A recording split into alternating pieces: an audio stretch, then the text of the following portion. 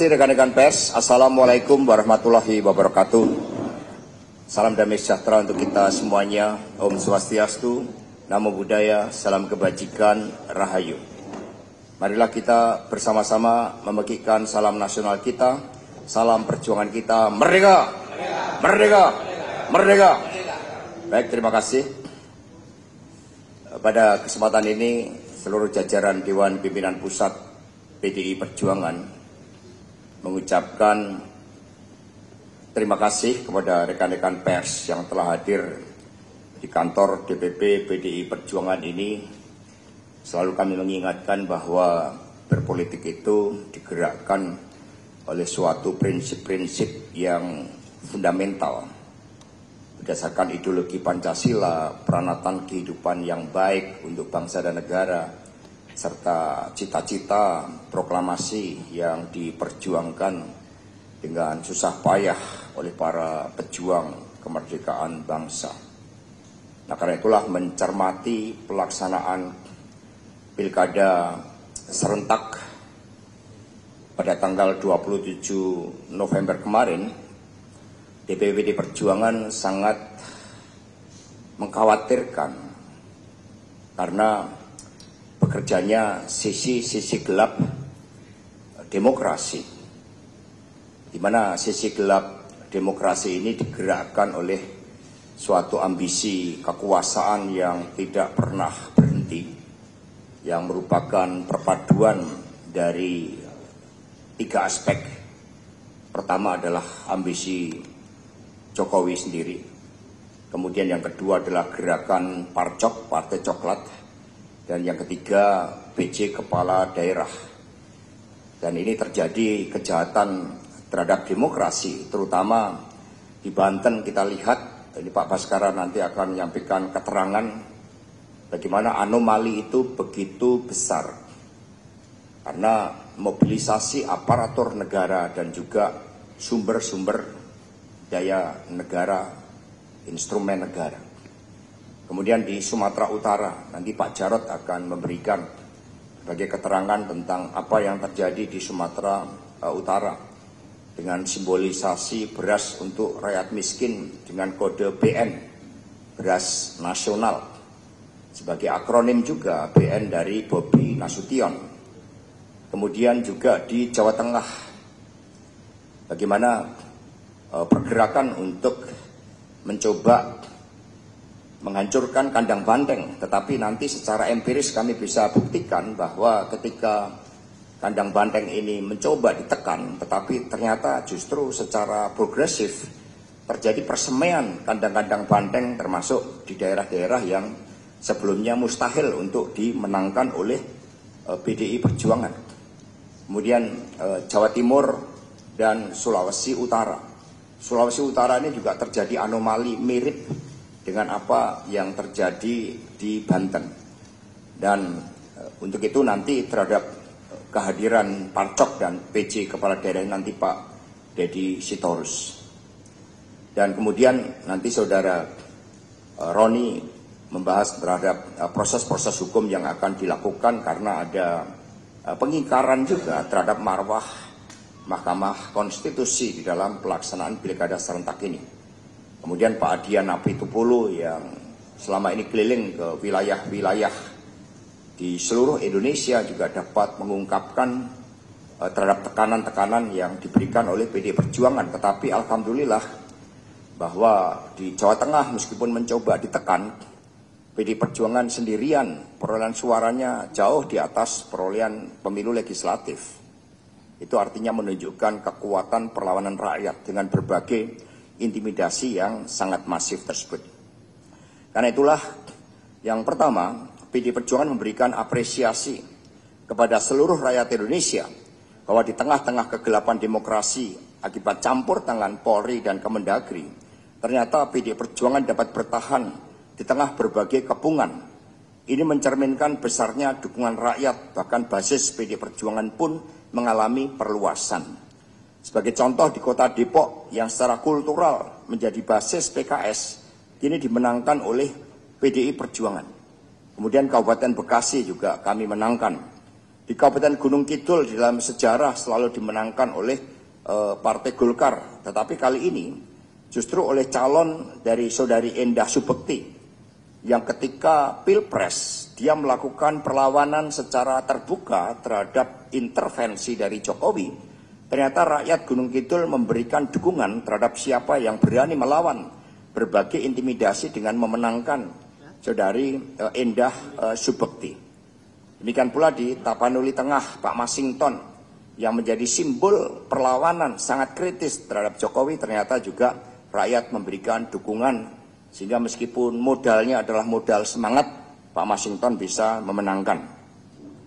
Kemudian di Kabupaten Tapanuli Tengah, sudah saya sampaikan, Tebing Tinggi, kota Tebing Tinggi tidak pernah dimenangkan oleh PD Perjuangan. Saat ini Ketua DPC Saudara Iman Ardiansyah terpilih sebagai wali kota. Demikian pula di daerah-daerah seperti Papua Induk, kita berhadapan dengan mantan Kapolda yang ternyata juga bagaimana Papua Induk itu mereka telah merasakan berbagai bentuk intimidasi dan kemudian mereka memberikan perlawanan dengan memenangkan kader PD Perjuangan. Karena itulah secara total berdasarkan rekapitulasi sementara, kalau sebelumnya PD Perjuangan hanya menang di 6 gubernur, maka sekarang kami menang di 14 provinsi. Dan kemudian yang berasal dari kader itu sebelumnya juga hanya sekitar 5, itu sekarang mengalami kenaikan menjadi 9. Dari provinsi yang menang itu di Aceh, itu kami mendukung. Riau, itu wakil gubernur. Jambi, Bengkulu, Kabupaten Kepulauan Bangka Belitung, DKI Jakarta, Bali, Kalimantan Tengah, Kalimantan Barat, Papua, Papua Tengah, Papua Pegunungan, Papua Selatan, dan Papua Barat.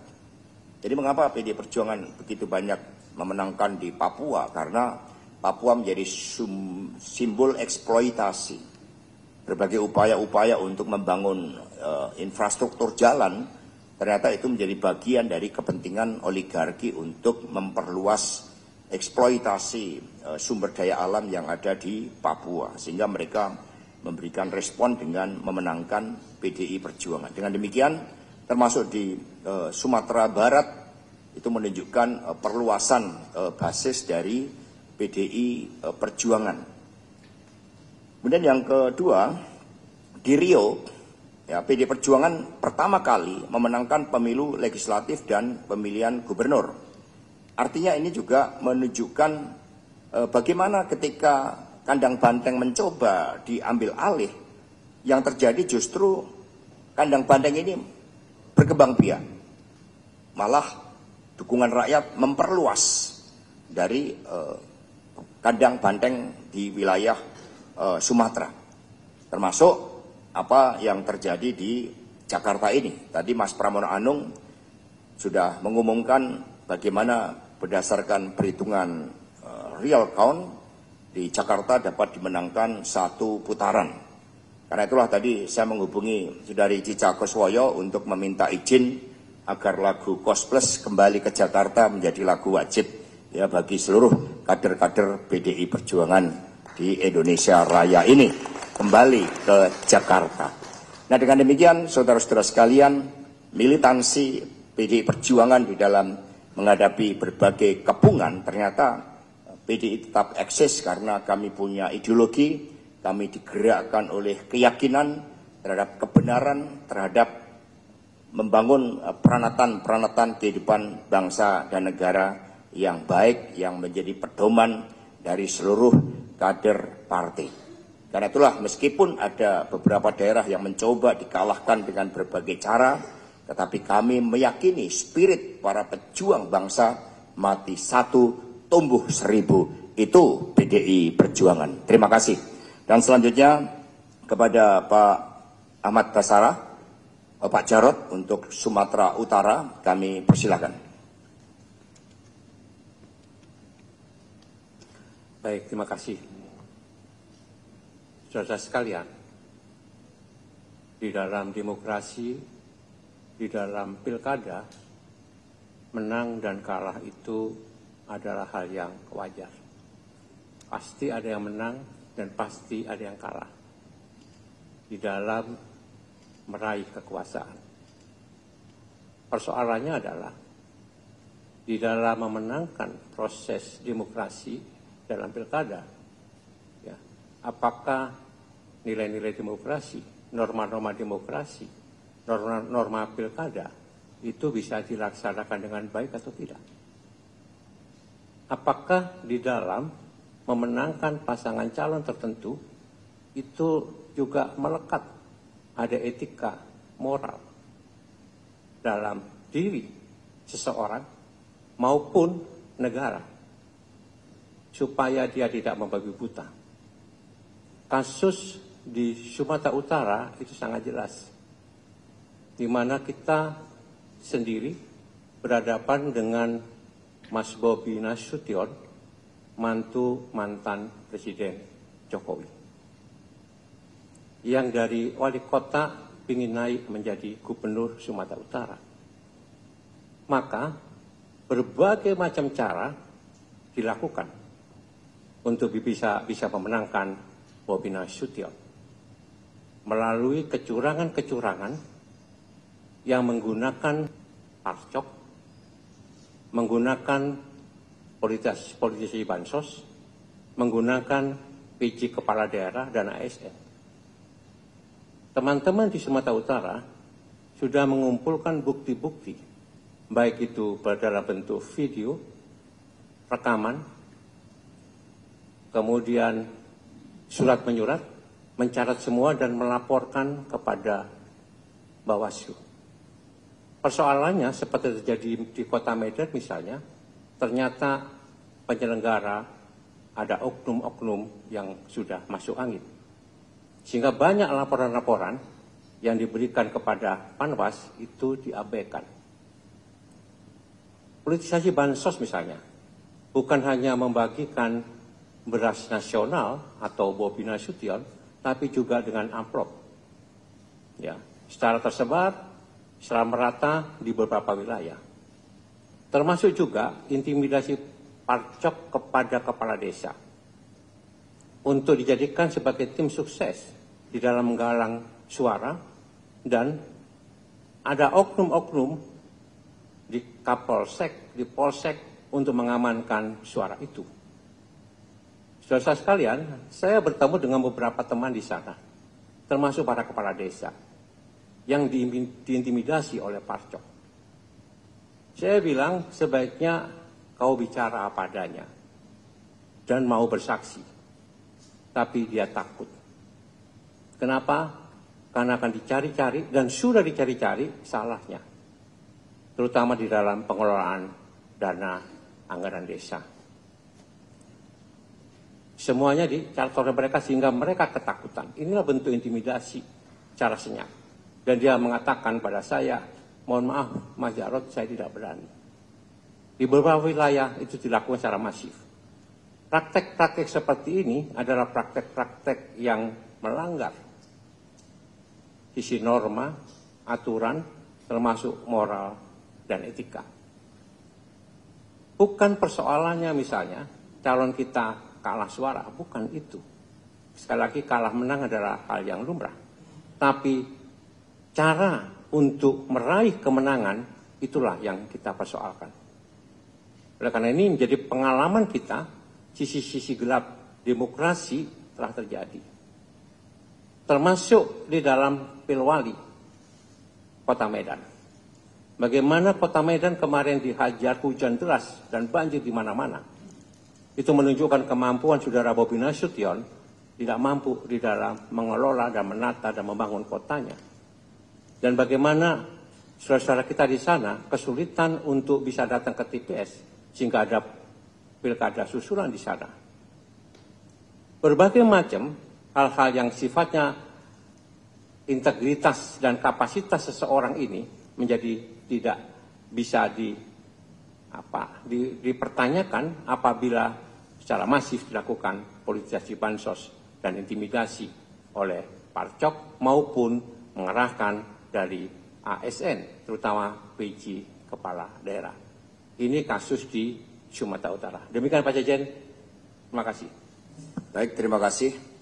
Jadi buat rekan-rekan pers, kalau tadi provinsi PD Perjuangan menang 14 di kabupaten kota, dari data sementara menang di 239 kabupaten kota. Nah, selanjutnya kepada Pak Ahmad Basarah dipersilakan. Terima kasih Pak Sekjen. Assalamualaikum warahmatullahi wabarakatuh. Salam sejahtera untuk kita semua. Teman-teman pers yang saya hormati, Pak Sekjen dan rekan-rekan DPP yang saya hormati. Saya melanjutkan apa yang sudah dijelaskan oleh Pak Sekjen dan Pak Jarod Saiful Hidayat. Konferensi pers kita pada sore hari ini bertajuk Sisi Gelap Demokrasi. PD Perjuangan sebagai partai politik yang sah di Republik ini dan sesuai dengan ketentuan Undang-Undang Partai Politik, salah satu tugas partai politik adalah sebagai sarana pendidikan politik, agregasi politik, dan komunikasi politik.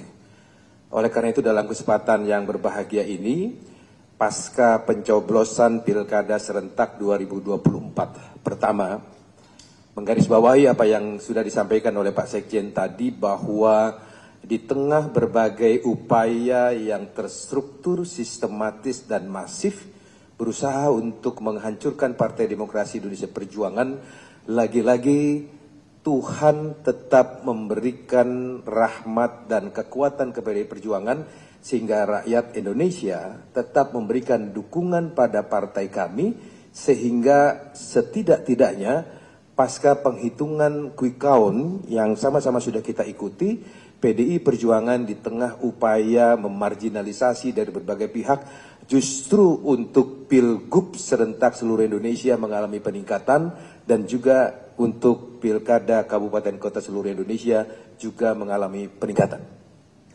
Oleh karena itu, saya atas nama DPP yang hadir di sini dan semua keluarga besar PDI Perjuangan ingin mengucapkan terima kasih yang sebesar-besarnya kepada segenap rakyat Indonesia yang masih memiliki hati nurani dan keberanian untuk menentukan pilihan sesuai dengan hati nuraninya masing-masing. Kami akan jaga kepercayaan ini untuk terus mengawal menjaga demokrasi Pancasila bangsa Indonesia yang diamanatkan oleh para pendiri bangsa. Namun demikian, kami juga tidak ingin bicara sekedar menang dan kalah. Karena bagi kami, election atau pilkada atau pileg dan pilpres, dia sekedar salah satu bagian dari sebuah peradaban demokrasi. Di mana demokrasi yang beresensikan demos dan kratos, kedaulatan yang berada di tangan rakyat dan tidak boleh diintervensi oleh siapapun yang bukan merupakan bagian dari proses elektoral itu sendiri, tidak boleh terjadi lagi. Khusus daerah yang saya mendapatkan penugasan Ketua Umum sebagai pengampu di Provinsi Banten bersama dengan Ibu Ripka Ciptaning, teman-teman pers saya kira sudah mengikuti sejak awal PDI Perjuangan berusaha ditinggalkan untuk tidak bisa ikut pilkada di Provinsi Banten.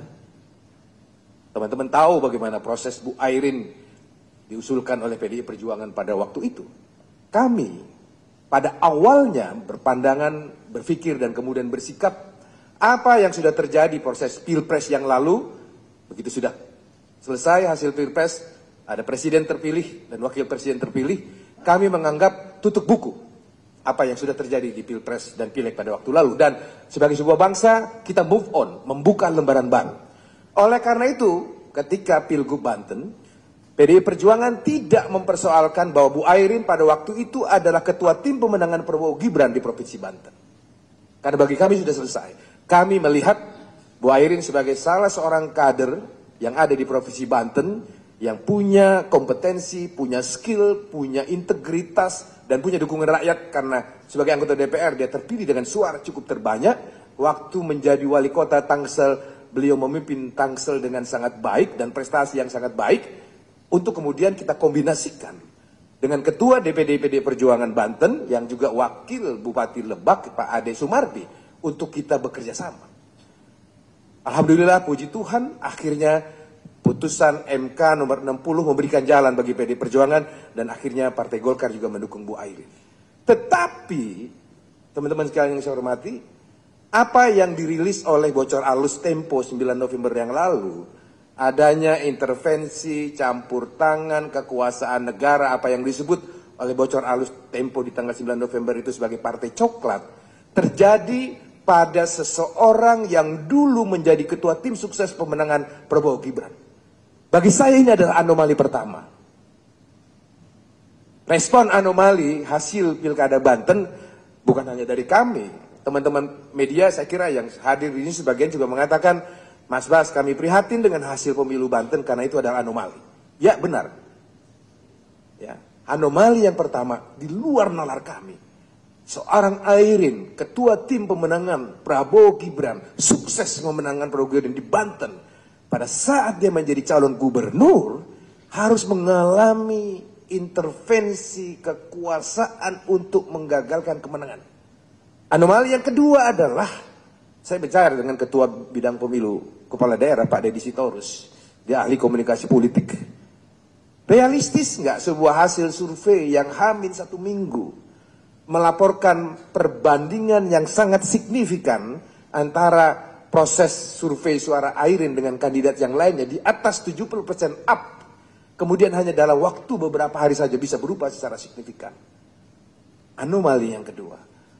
Oleh karena itu teman-teman pers yang saya hormati, saya sudah mendapatkan arahan dari Pak Sekjen bahwa lagi-lagi urusan pilkada bukan urusan kalah menang. Jangan sampai ada pembicaraan di daerah yang kalah, kita lalu kemudian melakukan gugatan sebagai no. Sekecil apapun intervensi kekuasaan, apakah itu yang disebut Partai Coklat, ASN, dan lain sebagainya, tidak boleh lagi terjadi kalau kita memang menginginkan peradaban demokrasi kita ini berjalan sebagaimana rule of game yang kita sepakati bersama. Oleh karena itu, kami akan tetap melakukan legal action, perlawanan secara terukur. Saya sudah berkoordinasi dengan Bung Roni Talapesi untuk membuktikan anomali-anomali yang terjadi di Pilkada Provinsi Banten itu kita akan teruskan ke Mahkamah Konstitusi. Kami PD Perjuangan secara eksplisit tegas perintah dari Pak Sekjen lakukan legal action.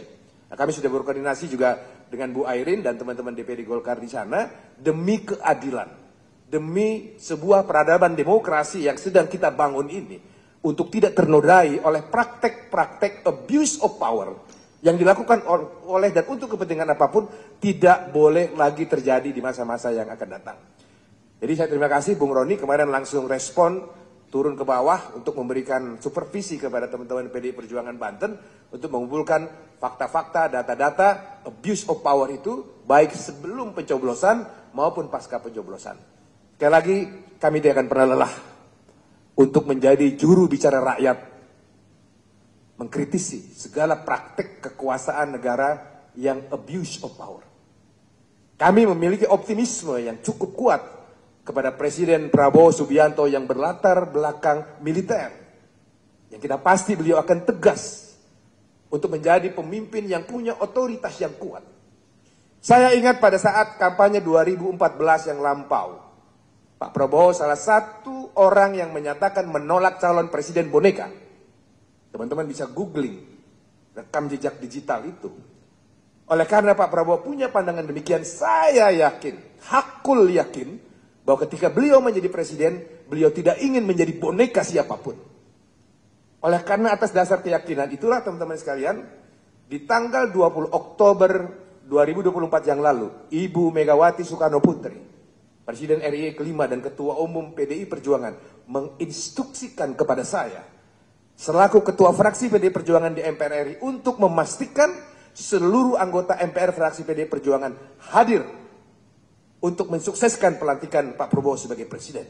Kan harapan itu, harapan kami untuk bangsa dan negara Indonesia, untuk Indonesia yang lebih baik, kita amanatkan di pundak Pak Prabowo.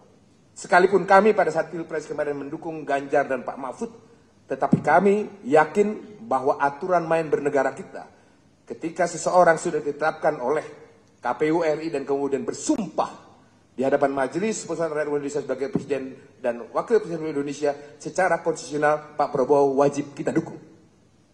Oleh karena itu, kami sudah membuktikan niat baik itu dengan seluruh anggota fraksi PDI Perjuangan MPR hadir. Bukan hanya hadir, tapi juga mensukseskan pelantikan Pak Prabowo. Oleh karena itu, ke depan kita harapkan Pak Prabowo betul-betul menjadi presiden harapan kita semua, dengan latar belakang militernya yang tentu memiliki ketegasan, atas jati dirinya dan otoritas konstitusional yang dimilikinya untuk tidak mau diperalat oleh siapapun demi bangsa dan negara Indonesia tercinta. Terima kasih Pak Sekjen atas kesempatan yang diberikan, kurang lebihnya mohon maaf. Wassalamualaikum warahmatullahi wabarakatuh. Merdeka. Baik, terima kasih. Itu suasana kebatinan Pak Ahmad Basarah.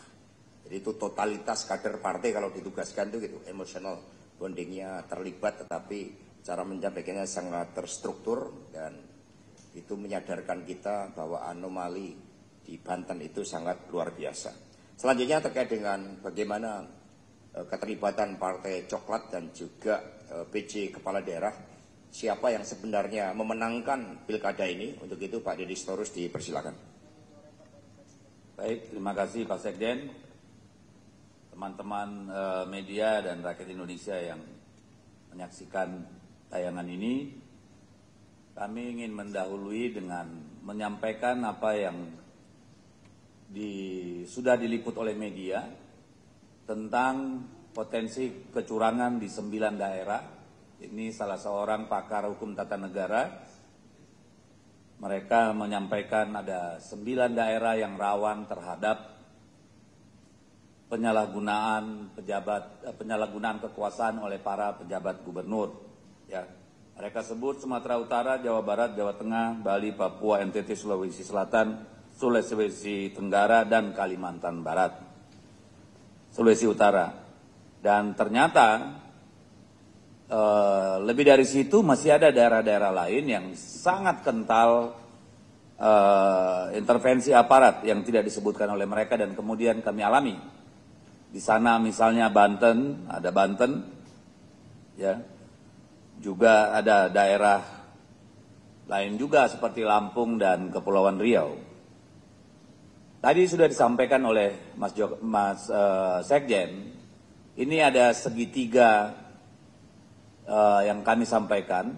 Ini adalah alur yang membuat pilkada kita tidak sekedar soal menang kalah, tapi ada vokabuleri baru dalam pilkada ini, dalam kontestasi ini, yaitu ada yang dimenangkan, ada yang dikalahkan.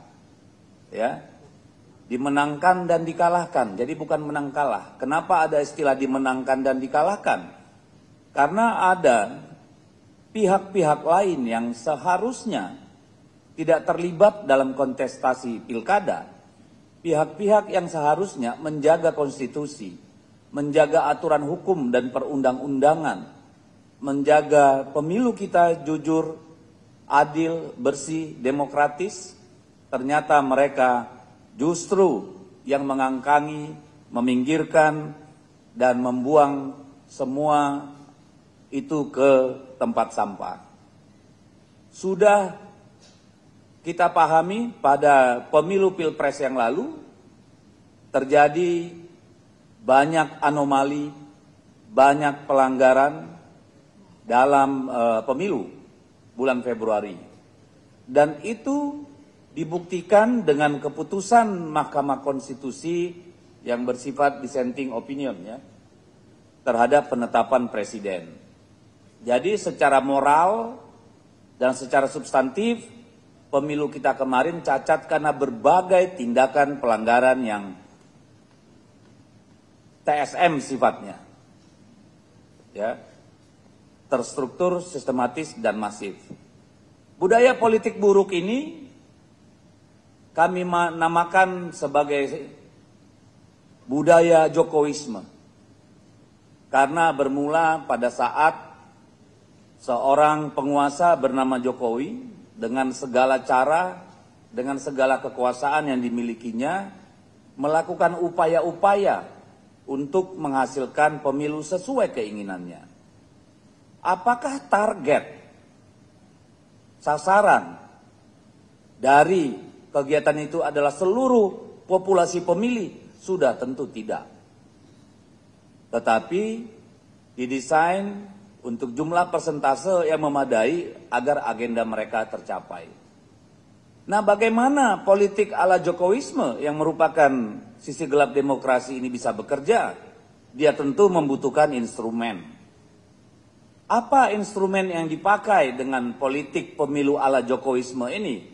Tentu sesuatu yang sangat besar, berjaringan kuat, punya kemampuan untuk melakukan penggalangan dana, penggalangan kelompok-kelompok tertentu yang sudah menjadi pengetahuan publik.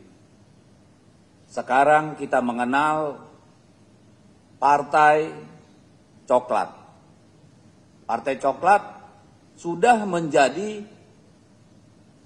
kosakata baru dalam politik Indonesia, sudah dibicarakan oleh media massa.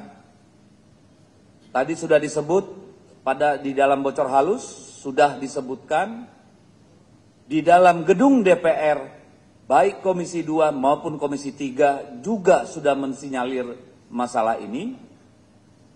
Jadi ini bukan sesuatu yang baru. Kami di PDI Perjuangan terus terang sedih, karena yang dimaksud Partai Coklat ini sudah barang tentu adalah oknum-oknum kepolisian. Cuma karena tidak hanya satu tempat, mungkin sebaiknya kita tidak menyebut oknum-oknum, tapi ini sudah sesuatu yang bersifat garis komando. Dan saya kira pemegang kuncinya adalah Listio Sigit. Beliau bertanggung jawab terhadap institusi yang dia kendalikan, yang dia pimpin, yang ternyata merupakan bagian dari kerusakan demokrasi kita. Ini tanggung jawab yang saya kira harus dipikul sepanjang sejarah nanti. Kawan-kawan PDI Perjuangan, Ibu Presiden kelima, Ibu Megawati Soekarno Putri adalah orang yang memisahkan Kepolisian Republik Indonesia dari Angkatan Bersenjata Republik Indonesia setelah reformasi. Dengan harapan institusi kepolisian menjadi instrumen negara untuk menegakkan hukum dan perundang-undangan, menjaga keselamatan rakyat, melayani, to serve and to protect. Tetapi yang terjadi tidak saja pada pemilu presiden dan legislatif, lebih parah lagi pada pemilu kada yang lalu. Di Komisi 3 kemarin secara telanjang hal itu diangkat oleh salah satu anggota DPR RI di depan Listio Sigit. Dan saya kira itu tidak bermakna apa-apa, karena kemudian kita tahu sampai 27 sampai menjelang TPS tutup masih terjadi serangkaian aksi-aksi di berbagai tempat untuk mempengaruhi hasil pemilu. Dan ini membawa kami kepada pemikiran, meskipun tidak semua bayangkari negara yang ada di Kepolisian Negara Republik Indonesia setuju dengan tindakan Jenderal Listio, Bayangkara Negara. Tetapi perlu diketahui bahwa kami sudah sedang mendalami kemungkinan untuk mendorong kembali agar Kepolisian Negara Republik Indonesia kembali di bawah kendali Panglima TNI. Atau agar Kepolisian Republik Indonesia dikembalikan ke bawah Kementerian Dalam Negeri. Tugas polisi mungkin jika nanti DPR bersama-sama bisa menyetujui, menjaga lalu lintas kita supaya aman dan lancar. Berpatroli keliling dari rumah ke rumah agar masyarakat tidur dengan nyenyak. Ada bagian reserse yang bertugas mengusut, mengurai, melaporkan, menyelesaikan kasus-kasus kejahatan untuk sampai ke pengadilan. Di luar itu saya kira tidak perlu lagi. Karena negara ini sudah banyak institusi yang bisa dipakai untuk menegakkan hukum. Jadi polisi fokus pada sana. Itulah refleksi kami terhadap institusi kepolisian. Dan ini bukan lahir dari rasa benci. Ibu Megawati Soekarno Putri lah yang melakukan kebijakan untuk memisah kepolisian sehingga bisa seberwibawa yang sekarang. Tetapi ternyata dari apa yang terjadi, dari laporan yang kami diterima, dari pemahaman masyarakat banyak, bahkan termasuk di gedung DPR, justru kepolisian menjadi masalah bagi demokrasi kita. Dan ini sebenarnya kesempatan untuk refleksi bagi seluruh bayangkara negara di institusi kepolisian. Bagaimana begitu marak kasus terkait narkoba,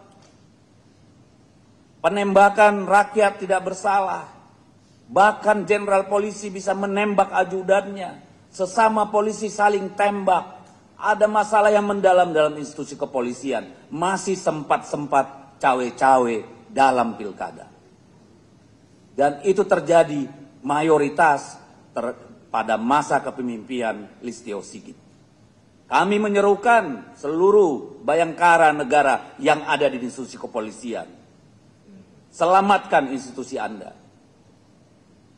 Jangan biarkan di bawah terpuruk, jatuh ke dalam lumpur oleh seorang Listio Sigit. Kami tidak perlu menyebutkan di mana saja kasus itu. Itu nanti akan menjadi bahan pembuktian di sidang. Tapi kami ingin menyampaikan kepada seluruh rakyat, ada seorang Listio Sigit yang harus bertanggung jawab atas apa yang terjadi belakangan ini. Yang kedua, dari segitiga ini ada yang namanya PJ kepala daerah. PJ kepala daerah ini semua berada di bawah kendali Kementerian Dalam Negeri. Seharusnya lah menjadi tugas mereka memastikan tidak ada yang namanya PJ kepala daerah menjadi alat tim sukses pasangan calon di dalam kontestasi pilkada. Di dalam RDP dengan Menteri Dalam Negeri, saya sudah menyampaikan secara langsung, secara tegas, betapa banyak kegiatan-kegiatan ilegal dari PJ kepala daerah. Sumatera Utara sangat telanjang, Sulawesi Utara sangat telanjang, di berbagai tempat. Tetapi sejauh yang kami amati, seolah-olah itu menjadi tugas Gakumdu, menjadi tugas Bawaslu. Padahal kita tahu Bawaslu ini, saya sudah RDP juga kami dengan Bawaslu, mereka mengakui banyak sekali temuan laporan pelanggaran. Mulai dari PJ Gubernur, PJ Bupati, PJ Wali Kota, hingga Kepala Dinas, hingga Camat, hingga Ketua RT atau Kepling kalau di Sumatera Utara. Di Deli Serdang, bansos dan money politik ditemukan di rumah orang tua salah satu camat, yang kemudian dibagi-bagikan oleh struktur di bawahnya. Kami tidak takut kalah. Kami tidak ingin selalu menang. Tapi kami ingin kontestasi ini berjalan dengan semangat yang ditentukan oleh undang-undang, luber dan jurdil. Kalau mau menang-menangan, saya kira negara ini harus membayar mahal. Oleh karena itu kami mengucapkan terima kasih kepada seluruh jajaran partai, kepada seluruh jajaran tim kampanye pemenangan calon di seluruh Indonesia, kepada seluruh rakyat Indonesia yang masih bisa menahan diri atas perilaku kekuasaan menyimpang dari parcok dan para kepala daerah yang menjabat ini. Ini bukan soal PDI Perjuangan. Ini bukan soal calon kepala daerah. Ini soal cara kita bernegara. Ini soal cara kita berdemokrasi. Untuk apa sebuah kemenangan jika itu dihasilkan dari kejahatan terhadap hukum dan perundang-undangan? Apakah sesungguhnya memang kita bukan lagi negara hukum, tapi betul-betul sudah menjadi negara kekuasaan? Kami terus terang bersimpati dan kasihan melihat Presiden Prabowo. Ketika kami melihat beliau tidak dihormati selayaknya sebagai seorang presiden. Bayangkan seorang presiden setelah melakukan kunjungan kerja pada hari minggu di luar hari kerja mengunjungi lahan food estate di Merauke, harus terbang ke rumah seorang mantan presiden, dan kemudian kesan kami dari gestur beliau dipaksa menjadi seorang influencer calon gubernur. Hati kami tersakiti. Betul-betul itu sesuatu penghinaan.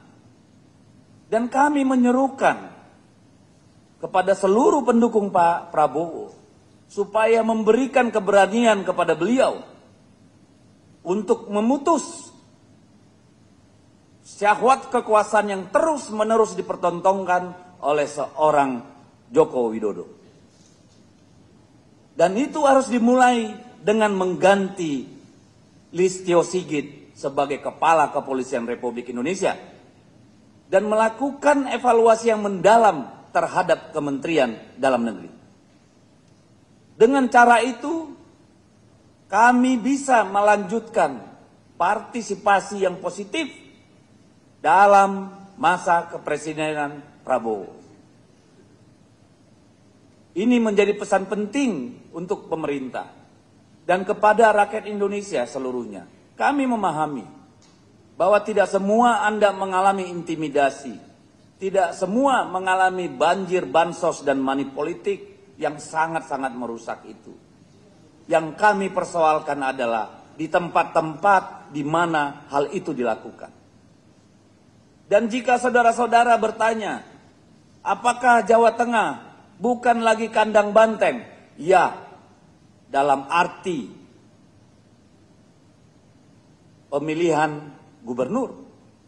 Dari sisi suara, dibandingkan antara suara pemilu legislatif dengan hasil pemilu kada gubernur, itu 2 kali lipat. Dari 25,9% menjadi lebih dari 40%. Apakah masih kandang banteng? Yes. Pemilih kami masih tetap setia, bahkan bertambah. Tetapi sekarang rekan-rekan wartawan semua mulai hari ini bisa menyebut Jawa Tengah bukan sebagai kandang banteng lagi, tapi sebagai kandang bansos dan parcok. Ya, jadi jangan lagi sebut Jawa Tengah sebagai kandang banteng, tetapi sebagai kandang bansos dan parcok. Lalu di mana kandang banteng, kawan-kawan? Kami dari 6 provinsi sebelumnya, data saat ini sudah memenangkan 14 provinsi. Kami memenangkan DKI Jakarta. Jadi dari Jawa Tengah, PDI Perjuangan kandangnya sekarang di ibu kota Jakarta. Jadi jangan ada lagi pertanyaan soal kandang banteng. Mau tanya di mana kandang banteng? DKI Jakarta memenangkan pemilu provinsi legislatif, ketua DPRD, dan kemarin gubernur dan wakil gubernur di Provinsi Riau. Belum pernah dalam sejarah PDI Perjuangan menjadi ketua DPRD provinsi di sana sekaligus memenangkan pemilu gubernur. Dari 6 provinsi di Papua kami memenangkan 4 provinsi. Kami bisa mengembalikan kehormatan partai di Kalimantan Barat yang dulu terlepas, sekarang kembali lagi. Jadi, coba lihat bagaimana masifnya kemarin di Bali. Kami bisa memenangkan dengan 80%. Walaupun influencer, menteri-menteri turun ke sana. Ya, bahkan seorang Kaisang turun ke sana. Tetapi tetap menjadi kandang banteng. Nah, kawan-kawan semua, kami menyampaikan ini bukan karena kami ngambek kalah. Tidak. Dari berbagai sisi, secara kualitas dan kuantitas PDI Perjuangan menang dalam pemilu kada ini. Yang kami lakukan adalah kami ingin bangsa ini bersama-sama mengoreksi apa yang terjadi hari ini. Supaya jangan terulang pada 2029. Kami ingin nanti mengajak partai-partai, fraksi-fraksi yang ada DPR untuk sama-sama merenungkan apakah akan seperti ini terus demokrasi kita. Kita mundur ke belakang bertahun-tahun. Bahkan zaman Soeharto tidak ada yang seganas ini. Oleh karena itu kami mohon pengertiannya. Silakan kalau Bajar-Bajar Mulyono menyerang kami tidak masalah. Tapi kami percaya rakyat Indonesia tetap bersama PDI Perjuangan. Terima kasih. Merdeka. Baik, terima kasih rekan-rekan semuanya. Ini adalah ungkapan seluruh suasana kebatinan Pak Deddy Sitorus selaku Ketua DPP Bidang Pemenangan Pemilu Eksekutif, sehingga langsung itu seluruh suara hatinya itu berbicara. Dan kami mengingatkan kembali bahwa PDI Perjuangan itu terus berjuang agar TNI Polri betul-betul membanggakan negeri. TNI sebagai kekuatan pertahanan yang disegani. Bahkan pada masa Bung Karno, TNI itu menjadi anak revolusi Bung Karno. Menjadi kekuatan pertahanan terkuat di belahan bumi selatan. Itulah yang ingin kami bangun. Polri kami percaya juga punya suatu jati diri, spirit merah putih. Bagaimana jati diri Polri ini dibangun oleh Kapolri yang pertama, Jenderal Raden Said Sukanto Cokrodiatmojo. Kemudian kekuatan Brimob oleh Jenderal Muhammad Yasin, Jenderal Hugeng. Ini menjadi sumber keteladanan dari Polri merah putih yang sekarang kemudian dikerdilkan perannya hanya menjadi suatu alat mobilisasi untuk mengintimidasi rakyat, mengintimidasi kepala desa dengan partai coklatnya, dan partai coklat ini menurunkan marwah Polri merah putih menjadi parcok yang hanya berpihak pada keluarga Jokowi. Dan kemudian Bapak Ibu dan saudara-saudara sekalian, maka kegelapan demokrasi ini harus kita atasi bersama-sama. Itulah refleksi yang terpenting di dalam seluruh pelaksanaan pilkada serentak, karena kita cinta Indonesia Raya. Selanjutnya Pak Adian Napitupulu dipersilakan. Ya, selamat siang. Terima kasih Pak Sekjen. Jadi pemilu kada kali ini kita itu semakin mempertontonkan bahwa dia kalah kualitas sportivitas dan fairness-nya dibandingkan pertandingan sepak bola, dibandingkan pertandingan lari, lomba, maraton dan sebagainya. Kalah sportif dan kalah fair lah. Sementara yang dipertaruhkan tentunya sangat besar. Seperti misalnya ketika kita bicara Pilkada Jakarta, maka pertaruhannya tidak cuma piala, tapi juga 90 triliun. Sekian banyak nasib orang dan sebagainya. Nah, salah satu yang menarik dari pilkada sekarang adalah hampir merata partisipasi rakyat dalam memilih turun. Di Jakarta diperkirakan sekitar 58 sampai 60%. Jadi ada penurunan antara 12 sampai 14% dibandingkan pemilu kada sebelumnya. Di Jogja turun, di Kabupaten Bogor cuma 55%, di Kota Bogor juga serupa. Nah, apa yang menarik dari penurunan partisipasi pemilih ini? Ada beberapa hal. Salah satu yang kita baca, adanya kemungkinan bahwa sekian banyak pemilih yang dipetakan tidak memilih sesuai dengan yang dikehendaki oleh mereka, itu tidak mendapatkan surat panggilan. Nah, ini salah satu informasi yang sedang kita kaji kebenarannya.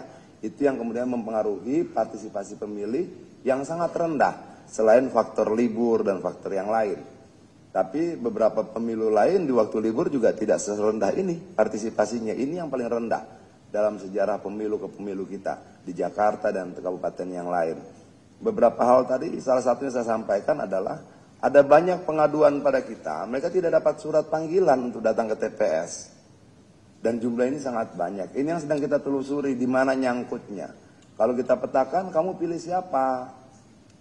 Ada yang katakan, ya saya pilih Pak Pram, saya pilih Bang Dul. Nah, banyak pemilih-pemilih yang menjadi pemilih Pak Pram dan Bang Dul yang kita identifikasikan tidak dapat surat panggilan. Begitu juga di daerah-daerah lain itu. Nah, hal yang lain adalah apa yang disampaikan Pak Dedi tadi. Di banyak tempat ini kita melihat polanya hampir sama. Pemanggilan kepala desa tidak terjadi di Jawa Tengah, di Sulawesi Utara juga terjadi. Di beberapa tempat yang lain juga terjadi. Kalau mereka tidak bisa bagikan bansos, yang dibagikan amplop. Tapi semua ini kan kos politik. Semua ini kan biaya politik yang sangat besar, yang sangat mahal. Dampaknya apa? Dampaknya nanti mereka akan mencari penggantinya, kemungkinan besar kalau tidak dari APBN, ya dari APBD. Jadi selamat kemudian ketika rakyat semakin menderita hidupnya. 2025 akan banyak anggaran negara dan daerah yang tersedot untuk mengganti biaya politik yang sangat tinggi akibat permainan-permainan bansos, amplop dan sebagainya. Pada saat yang sama pajak naik 12%, pada saat yang sama juga kemudian kita harus mencicil hutang dan bunganya 800 triliun, sementara kita cuma mampu meminjam 450 triliun. Nah, semua akumulasi ini akan bermuara di tahun 2025 dan 2026. Itu akan secara merata dirasakan oleh rakyat kita. Artinya bahwa pemilu yang tadinya harus menjadi jalan keluar bagi rakyat, pada berikutnya ketika dikelola dan salah justru menjadi masalah baru yang berkesinambungan pada rakyat. Nah, begitu juga soal saya rata-rata DPP ini berkeliling antara 8 sampai 12 provinsi bergantian, hampir seluruh semuanya DPP itu. Saya ke Sumatera, berarti Pak Dedi ke NTT, ada yang ke NTB dan sebagainya. Dalam 2 bulan terakhir saya sudah berkeliling 16 provinsi. Dan kita selalu ngobrol tentang apa? Betul tidak ada keberpihakan aparatur negara? Betul tidak ada keberpihakan instansi-instansi negara, instansi sipil negara lainnya? Dan sebagian besar menjawab iya dengan pola yang berbeda-beda. Ada yang dari kepala desa, ada instansi yang lain. Itu yang mungkin menjadi kekhawatiran Pak Dedi, juga menjadi kekhawatiran saya. Ketika kemudian instansi-instansi sipil negara ini tidak mampu melakukan netralitas, lalu rakyat bertanya, mana yang lebih netral, instansi sipil negara atau TNI? Ketika disurvei ya Pak Dedi, jangan-jangan jawabannya itu TNI. Nah, lalu ketika ini tidak kita perbaiki dan segera, maka sudah muncul tuh permintaan-permintaan Pak Jarod. Di daerah itu, udah TNI saja yang jaga TPS, kenapa lebih netral? Lalu udah muncul, ya sudah jangan cuma TPS, kalau kepala desa tidak bisa netral, TNI aja jadi kepala desa. Terus gitu loh. Nah, apakah ini terjadi karena keinginan kita? Tidak. Tapi karena institusi-institusi sipil negara gagal menjalankan mandat untuk berlaku netral dalam proses pemilu. Belum lagi ditambah dengan kekerasan-kekerasan yang dulu di zaman Orde Baru banyak dilakukan oleh ABRI saat itu, sekarang justru rakyat menonton sendiri. Kasus Vina Cirebon, kemudian kemarin anak SMA ya, anak SMK 16 tahun ditembak, meninggal, temannya juga ada 2 orang kalau tidak salah ditembak juga. Nah, rangkaian kekerasan ini kita sudah memperjuangkan pemisahan fungsi ABRI dulu. Bagaimana peran polisi dan tentara itu beda, nggak tubrukan. Tapi setelah 26 tahun, instansi sipil yang kita harapkan menjadi penegak demokrasi, penjaga demokrasi, ketika dia tidak berlaku netral, mempertontonkan banyak tindakan kekerasan pada rakyat, maka kalau kemudian rakyat meminta TNI kembali seperti dulu, yang salah siapa gitu loh. Kita minta kalian netral ya, adil ya, nggak bisa. Lalu rakyat bilang yang adil yang ini kok. Dan ketika itu bergulir terus menjadi permintaan yang tidak bisa dicegah, ya kita kembali ke zaman Orde Baru. Nah, ini yang menurut saya harus menjadi kajian juga teman-teman penyelenggara pemilu, kemudian teman-teman aktivis, kemudian teman-teman yang di parlemen untuk mencermati keadaan seperti ini. Kira-kira untuk sementara begitu Pak Sekjen. Dan lain-lainnya, merdeka. Baik, terima kasih. Jadi sama dengan Pak Dedi Sitorus tadi, aspirasi yang diterima Pak Dedi kemudian Pak Adian yang banyak turun ke bawah, begitu banyak kasus-kasus pelanggaran hukum yang dibiarkan, narkoba, judi online, dan berbagai persoalan terkait dengan ketentraman masyarakat, maka muncul aspirasi terkait dengan reposisi dari Polri. Tentu kami akan melakukan suatu kajian terhadap berbagai aspirasi tersebut dan mendengarkan suara rakyat. Selanjutnya terakhir buat Bung Roni, dipersilakan.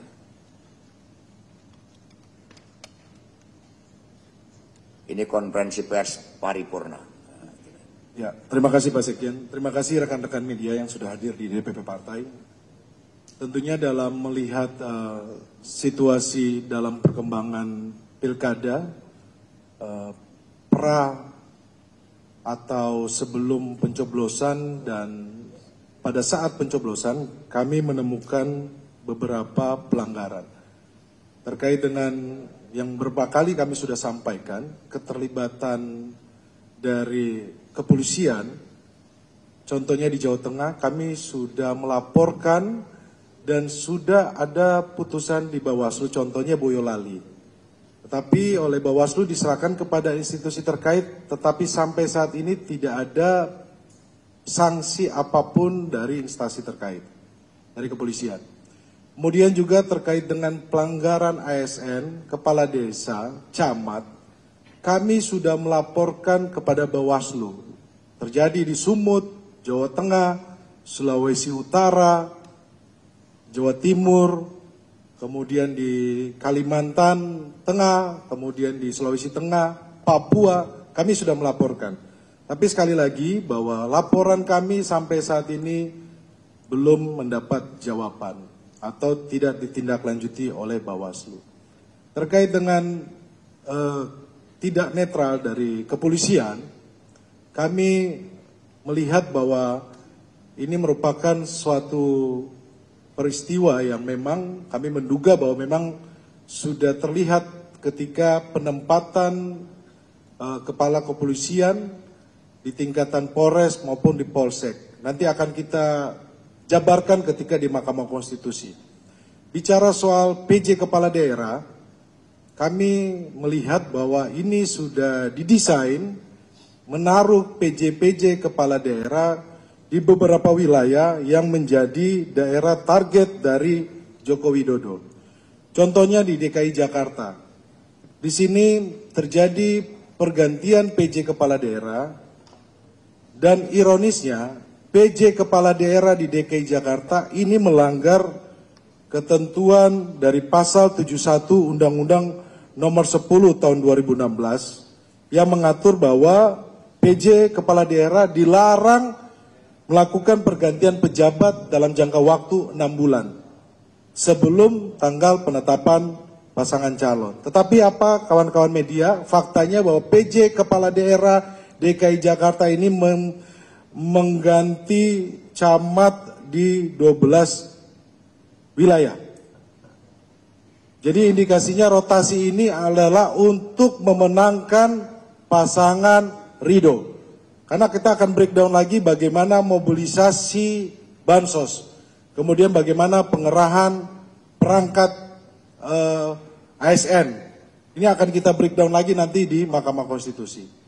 Jadi posisi kami di DKI Jakarta yang kami temukan, yang terang-terangan terjadi pelanggaran hukum adalah dari PJ Kepala Daerah. Yang kami melihat ini adalah tujuan bagaimana Joko Widodo coba mempertahankan kekuasaannya ada di Jakarta. Tetapi sekali lagi, pemilih DKI Jakarta bisa memisahkan bahwa pemilih Jakarta bisa memilih pemimpin yang sesuai dengan hati nurani. Dan hari ini kita lihat bahwa yang menang adalah Mas Pram dan Bang Dul. Kemudian terjadi juga di PJ Kepala Daerah di Jawa Tengah. Hal-hal seperti ini akan nanti kita breakdown. Kita akan sampaikan nanti di Mahkamah Konstitusi melalui permohonan kami. Dan dalam hal ini kami ingin sampaikan kepada publik dan rekan-rekan media, tim hukum PDI Perjuangan tidak sendiri karena melibatkan civil society, melibatkan akademisi, melibatkan teman-teman penggiat HAM akan bergabung dengan tim hukum. informasi yang kami dapat dari rekan-rekan civil society, dari Temsis Indonesia Law Firm yang mencatat bahwa terjadi 7 kecurangan pada pemilu kada tahun ini. Yang pertama adalah mantan Presiden Joko Widodo terlibat mendukung 80 pasangan cakada. Yang kedua, menteri turut berkampanye. Yang ketiga, polisi terlibat kampanye cakada di beberapa daerah, contohnya Sulawesi Utara. Kami juga sudah laporkan, tetapi sampai saat ini kami belum mendapatkan jawaban. Kami sudah melaporkan kepada Propam, kami sudah melaporkan kepada Bawaslu, tapi sayangnya sampai saat ini kami tidak mendapatkan update laporan kami. Yang keempat, penyelenggaraan pemilu tidak tegas.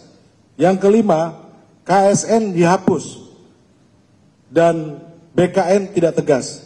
Ini contoh kasusnya adalah di Jawa Tengah. Ketika ada 5 camat yang dijatuhkan sanksi oleh Bawaslu kemudian menyerahkan kepada BKN, kemudian dari BKN Jawa Tengah menyerahkan sampai ke BKN Pusat, sampai kami harus mengirimkan somasi, kami menyampaikan kami akan melakukan gugatan, sampai detik ini tidak ada jawaban dari BKN Pusat. Artinya apa teman-teman? Bahwa penghapusan KSN ini sudah didesain di zaman mantan Presiden Joko Widodo. Artinya apa? Udah mempersiapkan jauh hari untuk pemilu kada yang akan kami indikasi telah terjadi kecurangan. Kemudian pada poin ke-6, kepala desa camat mendukung paslon. Kawan-kawan tahu di Jawa Tengah sudah ramai di pemberitaan, sudah ramai juga pelaporan, tetapi sayang sekali sampai saat ini tidak ada ketegasan dari Bawaslu. Kemudian yang ke-7, ASN diperintahkan untuk memilih paslon tertentu. Contohnya di Bengkulu. Maka dari 7 temuan teman-teman dari masyarakat sipil yang nantinya akan bergabung dengan tim hukum PDI Perjuangan yang akan melakukan legal action di Mahkamah Konstitusi, kami melihat bahwa telah terjadi TSM di Jawa Tengah, Sumatera Utara, kemudian di Sulawesi Utara, di Banten, Jawa Timur. Kami sedang mengumpulkan data-data tersebut, dan di DKI Jakarta yang tadi saya sampaikan di awal, bahwa telah terjadi ketidaknetralan dari PJ yang menabrak Undang-Undang Pilkada, yaitu menempatkan camat-camat, merotasi camat-camat.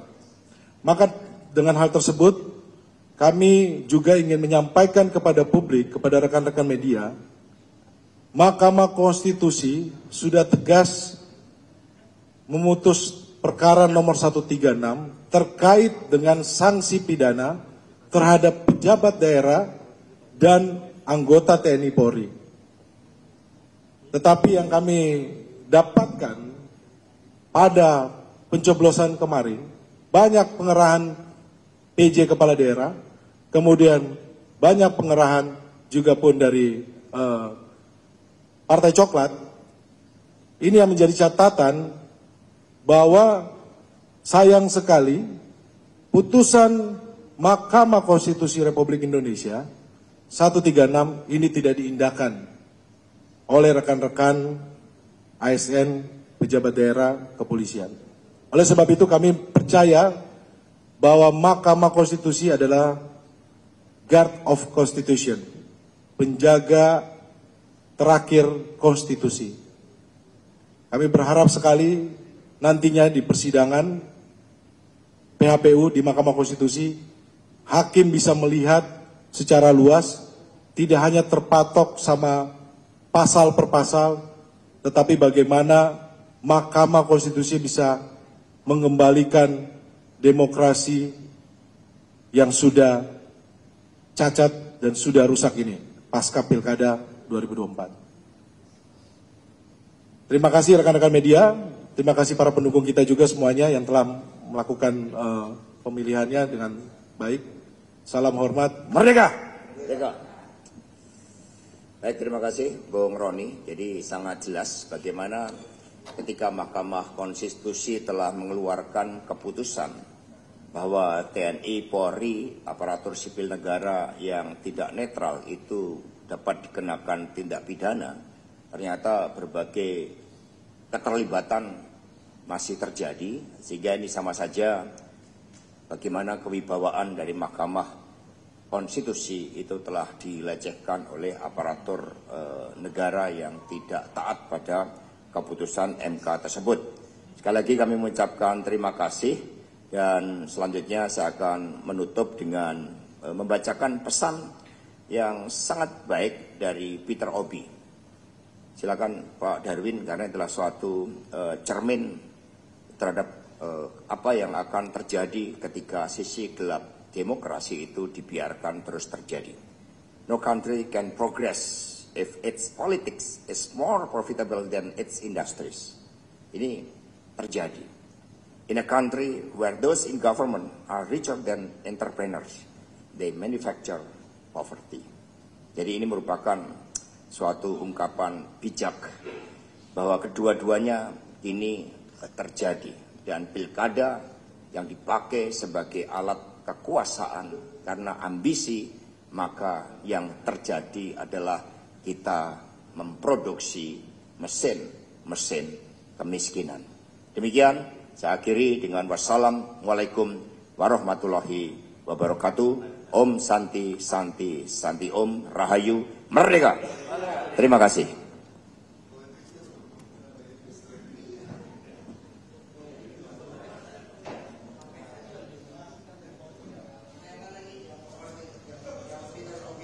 Peter Obi kita yang